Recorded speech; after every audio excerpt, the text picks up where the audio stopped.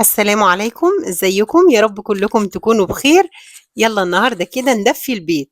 وطبعا اول ما الجو بيبقى عندنا ساقع شويه، اول حاجه بنفكر فيها هي المخبوزات الحلوه اللي بتدفي البيت وبتدفينا مع كوبايه شاي بلبن، مع كوبايه شاي ساده، مع كوبايه قهوه.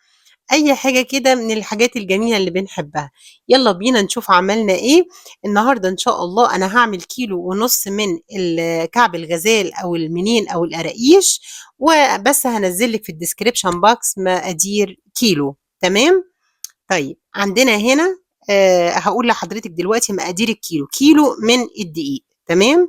ومعانا كمان نُص كيلو من السمن، وهاشرح لِك مقسّماهم إزاي، تمام كده؟ ومعانا كمان دقة كحك، ومعانا ملح وهناخد منها رشة. ودقة الكحك دي يا جماعة بتبقى عبارة عن شمر وينسون وشوية كده حاجات تانية.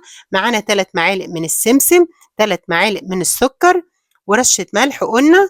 ومعانا كمان معلقة صغيرة من البيكنج باودر، ومعانا معلقة من الخميرة، معلقة صغيرة من الخميرة، ومعلقة كبيرة من النشا. ومعانا كمان محلب هناخد منه ربع معلقة صغيرة، تمام. ومعانا ريحة كحك دي اختياري برضو، تمام. والمحلب برضو اختياري، تمام كده. هننزل بالسمسم، وهننزل بالخميرة، وهننزل بالسكر، وهننزل بمعلقة النشا، وهننزل بالمعلقة الصغيرة من البيكنج باودر، وهننزل بريحة الكحك معلقة صغيرة لو حضرتك حابة، مش حابة بلاش. وربع معلقة من المحلب، وما تكتريش محلب لأنه لما بيكتر بيمرر. كل دي حاجات مطعمات حلوة، منكهات بتدي طعم جميل. وهنا دقة الكحك دي بتتباع عندنا جاهزة، هي عبارة عن شمر وينسون مطحونين وشوية حاجات تانية تقريبا زر ورد وحاجات زي كده، الحاجات اللي هي بتاعة المخبوزات. طبعًا هنا للكيلو هنستخدم كوباية وربع من اللبن، لكن حضرتِك عارفة إن أنا هنا في الفيديو باعمل كيلو ونُص، فما تركّزيش مع كمية اللبن دي كلّها. بالنسبة للسمن، أنا مستخدمة نُص كيلو من السمن، ربع كيلو سمن بلدي، والربع التاني سمن نباتي على زيت، تمام، سمن نباتي على زيت. حضرتِك ممكن تستخدميهم كلّهم سمن بلدي، أو ممكن تستخدميها كلّها سمن نباتي لو ما فيش إمكانية للسمن البلدي. استخدمي سمنة نباتي عادي خالص على زيت، مش هتقول لأ وهتطلع جميلة.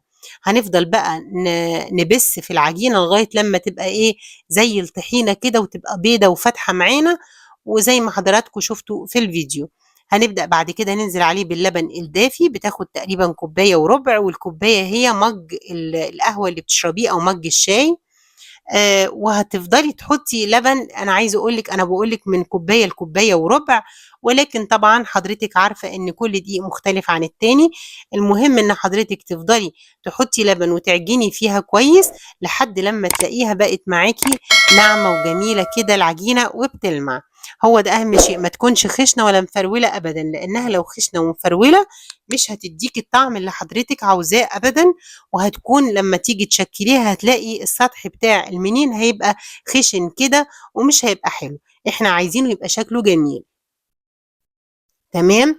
أنا هنا حطيت أهو، وحسيت إنها لسه محتاجة تاني بعد الكوباية وربع من اللبن. جبت شوية مية بس دافيين، وبدأت أنزل بيهم كده، أرشرش حاجة بسيطة خالص، وأنزل بيهم لحد لما هخلي العجينة بصي تبقى ناعمة معايا وجميلة. بصي بضغط العجينة كده بقبضة إيدي إزاي، شايفة؟ دي طريقة العجن يا جماعة، هو كده. بُصّي، شوفي نعمت خالص وبقت تحفة إزاي، هو ده اللي إحنا عايزينه. يالّا بينا نغطّي العجينة ونسيبها لغاية لمّا نعجن التمر، وإحنا مش هنخمّرها، إحنا هنخمّر بعد لمّا نشكّلها. بس يالّا بينا الأول نسيبها 10 دقايق كده لغاية لمّا نعجن التمر. معايا هنا نوعين تمر، الباشا والريف، دول أحلى نوعين، ودايمًا وأنتِ بتشتري التمر اتأكدي إنه ناعم. معانا كمان مَيّة ورد وقرفة ورشة حبّهان وسمسم وسمن بلدي. وأنا مستخدمة المرّة دي سمن بلدي كاسكو، وهي تقريبًا دي مش جاموسي يا جماعة، دي سمن بقري لإنها لونها أصفر، تمام. طيب هنحط بقى السمسم، ونحط رشة حلوة كبيرة كده من القرفة، ورشة صغيرة من الحبّهان. الميكس ده هيدّيكِ طعم رائع.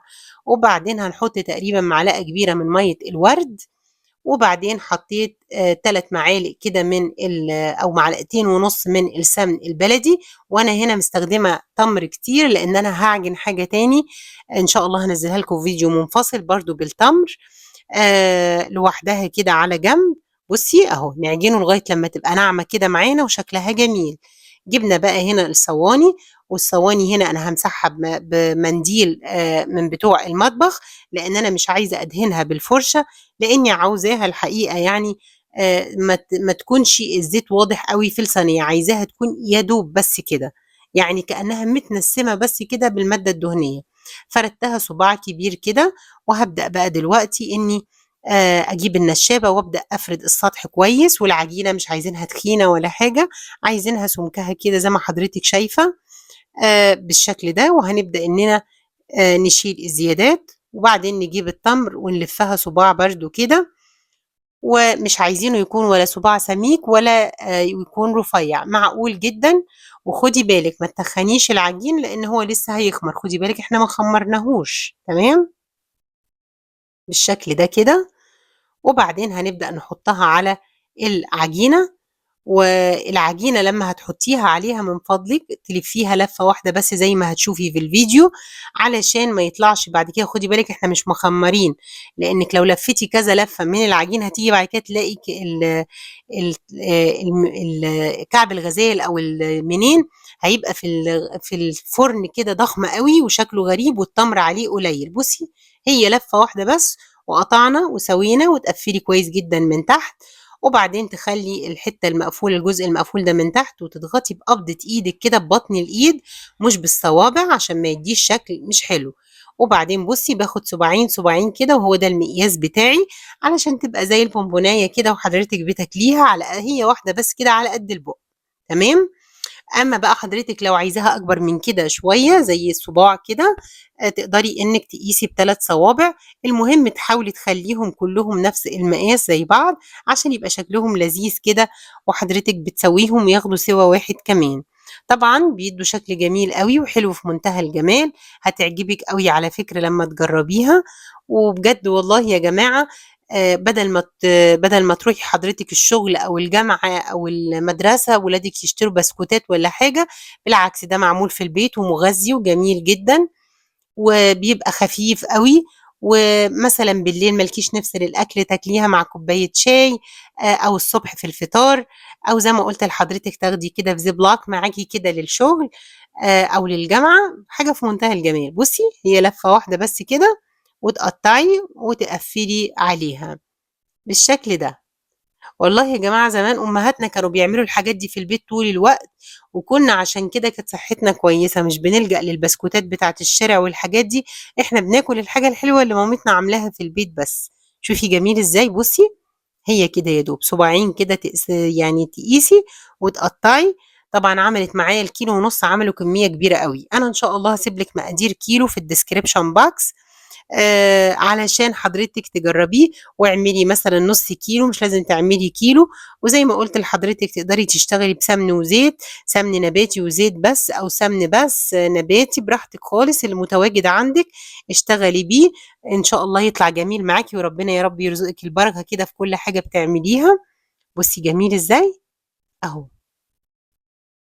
حاجة كده في منتهى الجمال. وبسيطة ورقيقة خالص كده، ويعني عارفة بُصّي كفاية ريحة الخبيز في البيت دي يا جماعة والله العظيم تحفة، تحفة، جميلة جدًا.